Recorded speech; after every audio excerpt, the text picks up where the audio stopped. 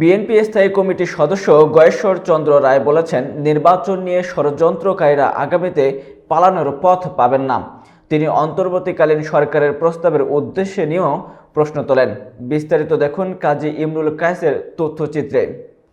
রোববার জাতীয় প্রেসক্লাবে ১২ দলীয় জোটের প্রশিক্ষণ কর্মশালায় গয়েশ্বর চন্দ্র রায় বলেন, সময়মতো নির্বাচনের তারিখ ঘোষণা করলে সবাই তা মেনে নেবে। তিনি অভিযোগ করেন, অদৃশ্য শক্তির বিরুদ্ধে জনগণ লড়াই করেছে, যা দৃশ্যমান করা প্রয়োজন।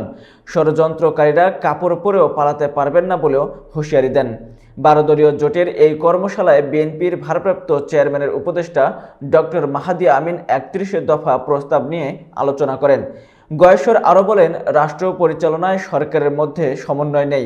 তিনি ধানমন্ডি ৩২ নম্বরের ঘটনার সমালোচনা করে বলেন, ভাঙচুরের সংস্কৃতি চলতে থাকলে কারো নিরাপত্তা থাকবে না।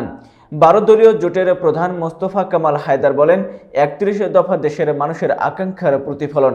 এলডিপি চেয়ারম্যান শাহাদাত হোসেন সেলিম বলেন, স্বৈরাচারী সরকারের পতনে তারা সময়মতো রাজপথে ছিলেন।